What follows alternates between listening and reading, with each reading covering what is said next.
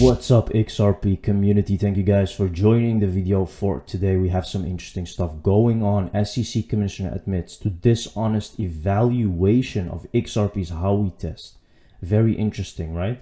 Let's take a look. John Deaton, through his Twitter account, reported that SEC Commissioner Hester Peirce has acknowledged that her colleagues at the US Securities and Exchange Commission were misleading with regard to the Howey test for XRP. Now, they actually said that this is a wrong way of measuring if XRP is really a security. Hester Peirce admitted that her colleagues at the SEC government perform a shorthand analysis and focus on the token itself instead of the circumstances surrounding the offering and sale of the token. In example, the contract, transaction, or scheme. Deaton claimed that the SEC's evaluation of XRP did not consider each transaction individually and stated that XRP satisfies the requirements of the common enterprise and expectation of profits components of the Howey test. Peirce was cited as saying that the SEC's analysis was insufficient as it focused on the token itself instead of the conditions surrounding the token's offering and sale, such as the contract, transaction, or scheme. The SEC holds the power to investigate any promoter who directly sells any commodity or asset, including tokens, right? Now, this has been going on for a long while now, guys. How long are we in this lawsuit right now? More than 2 years, right?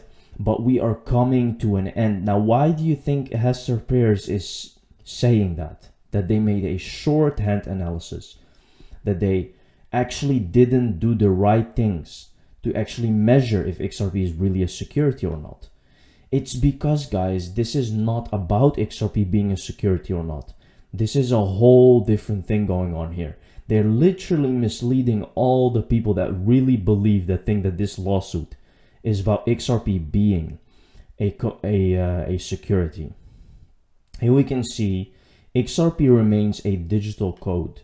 Deaton's threat began with slamming the man who is the right hand of Warren Buffett and also crypto hater, 19-year-old Charlie Munger. In an op-ed released by the Wall Street Journal, he shared his take on why the US should ban Bitcoin and crypto overall, calling cryptocurrency nothing but a gambling contract. Now here you go, guys. This guy is 90 years old. Of course he will hate crypto. These people love anything that is threatening their position or something new, you know. And that's just how it is. You can always see that these people are the ones that hate crypto. They're very old because they have everything in the traditional system, right? So, and they start hating on something that is very new. It's just common sense. It's a common pattern that happens a lot of times again. But this will show you guys how important this is getting right now. We are now processing billions of dollars transactions every quarter. Well over half the transaction volume goes through XRP now. Again, showing you that even if this lawsuit is ongoing, XRP is doing well. Ripple is doing tremendously well, guys. And they are literally changing the whole payment industry. And very soon, people will see the fruits of Ripple being unfolded, and whether you're involved or not doesn't matter because they will not stop. And that's the thing, guys, right? Here we can see XRP price analysis for February 4. Now this person that did analysis thinks that it's going to rally to $1.4 because we can see in the chart that price is really accumulating. It's pushing higher. The dollar is getting weak, as we are like talking about a lot of times on this channel. The dollar is getting weaker and weaker, guys, and it would not be coincidence if we see a major rally happen. We have seen the loss of trust on the dollar, euro, and pound. Step by step, we are moving away from using those unreliable, compromised currencies. Putin. In the end of the day, they all pushing the same agenda, which is the new money and new system. This is what this is all about, guys. From the beginning, it's not about war. It's not about a pandemic. It's all about the new money system that is about to be implemented. Let's take a look. we have seen the loss of trust in the dollar and the euro and the pound as the currencies in which you can carry out transactions, hold deposits or assets. And that is why step by step we are moving away from the use of these unreliable, compromised currencies. And incidentally, even the US's allies are decreasing the assets denominated in dollars steadily. That is what the statistics tells us. The volume of transactions in dollars and the assets, everything is being decreased. Now clearly you can see here what I'm talking about. Previous video I talked all about how the US dollar is going to collapse. It's inevitable, right?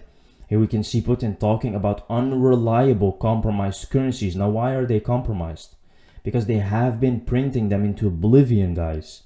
Literally, they printed 90% of the whole money system in the last 2 years, right? Think about that. That's almost 100% increase in dollars, in fiat money, which is why you can go to the store and you can see all those high prices. That's the answer. That's what's happening, right? Now, here we can see Ripple fam Cecilia Kingsley, head of BIS Innovation Hub. I think standards obviously is a key feature here, that in the early days we agreed on some same standard, preferably one service payment provider is allowed access in one country, also gets access in other countries. Let's take a look. Payment market and ask themselves, are we doing this for our citizens in a way that is safe, is efficient, but also inclusive? It needs to work for everybody. Or is there a need for an overhaul of the infrastructures in a way that improve the meeting of these objectives? And I think standard features in any country going forward are infrastructures like a fast payment systems and digital IDs, identifications. And then on a global scale, we need to think about how to connect the countries. And in my personal view, choosing between costs and speed, I think costs is the most important thing to address. But if we on the public sector side manage to provide the private sector side with enough competition, I think it will both solve both things, push costs, but also have nothing against speed. That will be improved as well. Notice how she said that cost is the main issue here, guys. Why is cost the main issue? Because we're talking about billions of transactions or maybe trillions of transactions in a year, right? If every transaction is costing money, now how much friction is there, right? That's just what it's about. It's about money. The cost is being reduced. That's it. That's it, guys. That's how simple this actually is. People are overcomplicating what is happening. It's just friction in the cost is going down.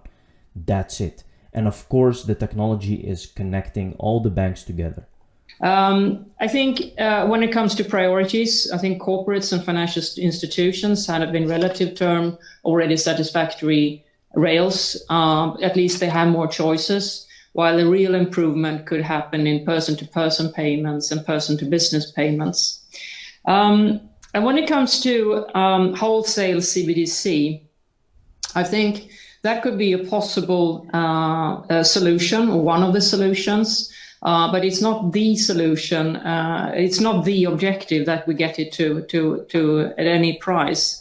And I think there is a number of important steps that can be taken in the building blocks that has been outlined. And one first step could be for central banks to allow for broader access to their settlement systems and also longer opening hours.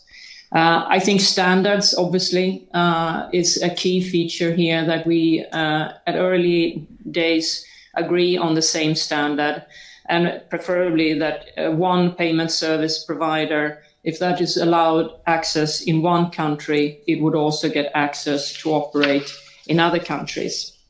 So being bold, being persistent, and being patient, I think, are the things we have to be on both the public and the private side. I think it's building infrastructures that are the key feature for us on the on the public side to do, but also regulate and supervise the private sector in a way that meets the objectives that we want to achieve. And I'll stop there. Thank you. Exactly, guys. So you have to be patient is actually what she's saying, because being patient is where they build the framework and the infrastructures to actually start using XRP. Thank you guys for watching this video. See you in the next one. Cheers.